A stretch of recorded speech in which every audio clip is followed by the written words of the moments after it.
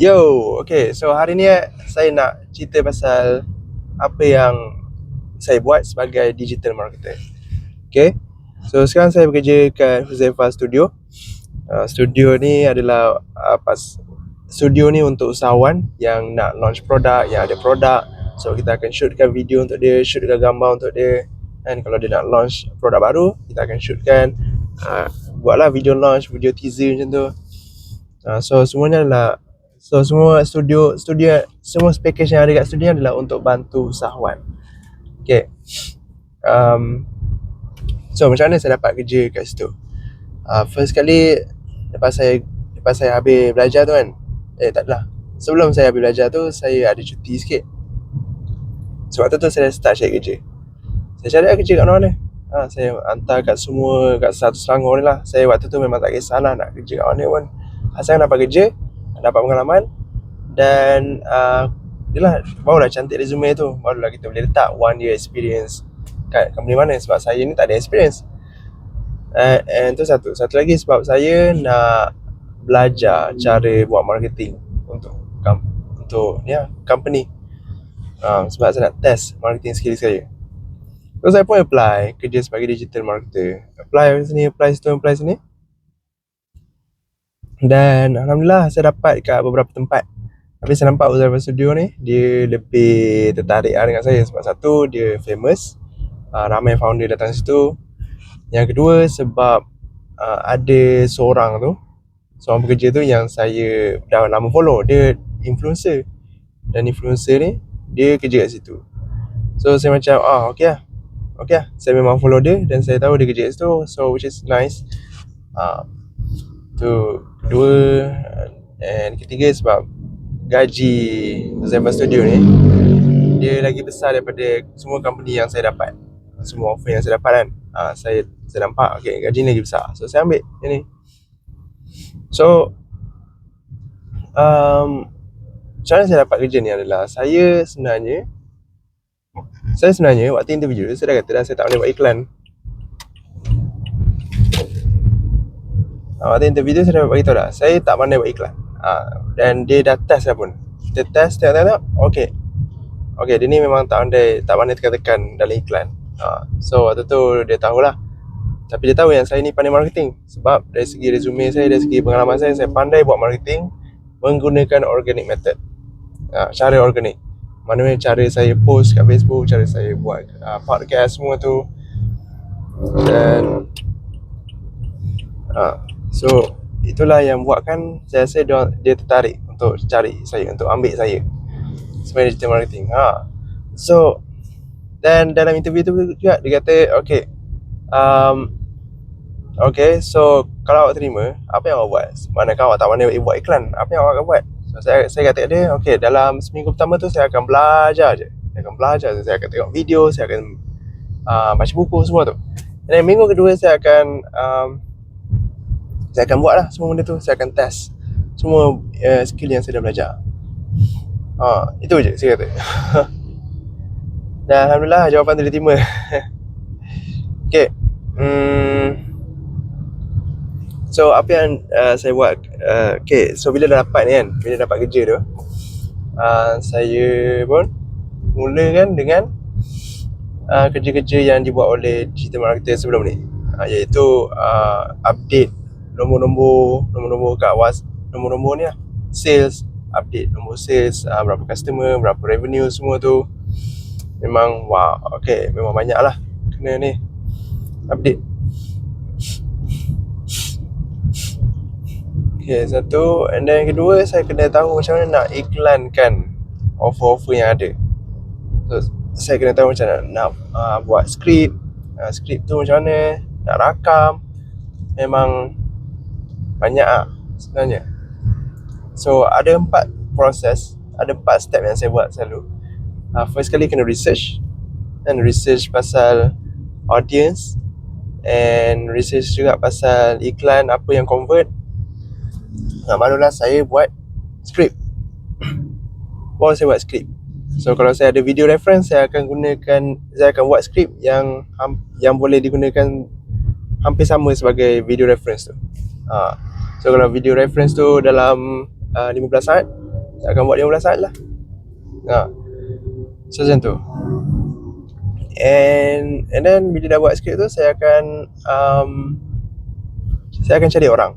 Siapa yang saya akan shoot kan. Saya nak rakam orang ni ke, nak rakam orang tu ke. So kat company tu ada banyak lah orang-orang yang cantik. So saya boleh pilih mana-mana je. So rakam. And then yang keempat adalah edit. So edit. Bila rakam tu kita kena edit lah. Edit. So edit tu memang bagi saya ambil masa lama jugalah. And sebab nak fikir apa yang perlu letak dalam video tu kan, nak letak caption macam mana, nak letak transition macam mana, animation apa dalam tu. So dia proses dia agak lama jugalah kan. Ada yang sampai 1 hari, ada yang sampai 2 hari. Walaupun video tu 1 minit ke bawah, tapi itulah. Tak tahu kenapa. Tapi itulah, ambil masa lama juga. And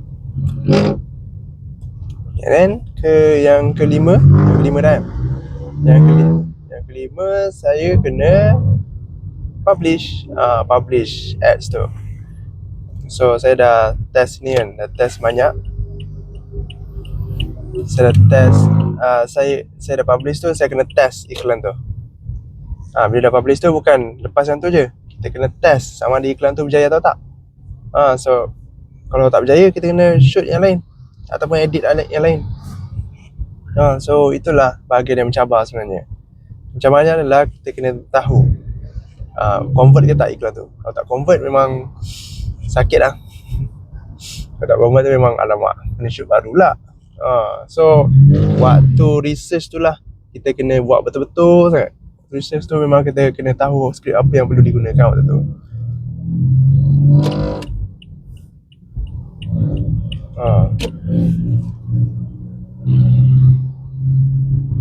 So waktu buat skrip tu, itulah waktu yang paling kena betul-betul, paling kena berhati-hati. And then apa lagi? Saya terdistract sebab tengok lori tu. Biasa sangat lori tu. Dia punya enjin lain, macam enjin kereta. Walaupun saya dah lepas lori tu. Okay.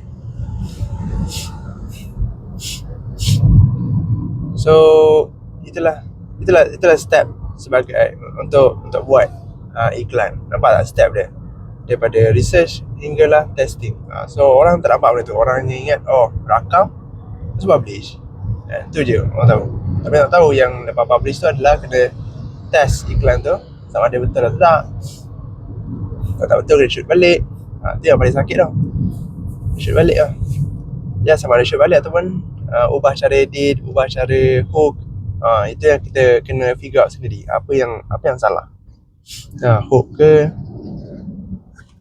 atau benda lain. Kan. Ya, kita kena decide lah. Sama ada isi dalam video tu ke, perkataan yang kita guna ke, ataupun visual yang dalam video tu ke.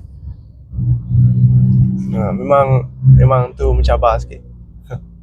So kita tak tahu apa yang convert, kita tak tahu apa yang menarik perhatian, apa yang buatkan orang tu tak nak tengok dah iklan tu. So banyak faktor. Okay. Apa yang orang nampak biasanya shoot video lah. And macam okay, shoot, sudah. Orang tak tahu yang kita ni struggle dari segi testing iklan. Tapi itulah dia. Okay. Apa lagi? Kerja sebagai marketing. Okay, yang bestnya pasal marketing ni bila iklan kita convert. Bila convert, kita tak perlu buat apa sangat pun. Kita hanya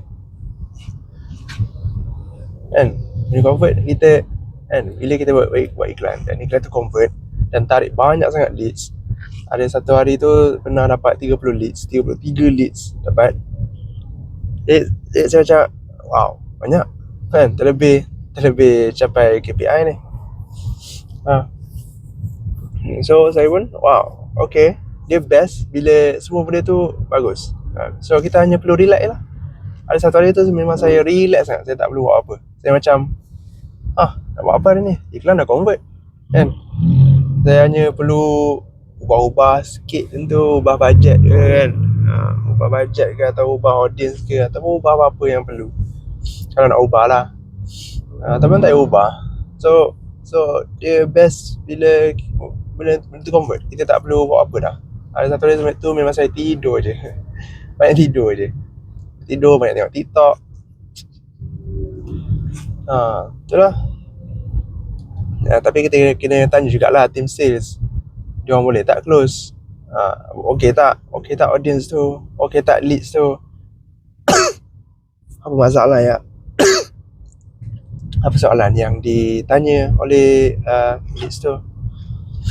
So kita kena tanya juga dengan team sales supaya benda tu selari dengan apa yang dia orang boleh buat, supaya dia orang boleh senang close.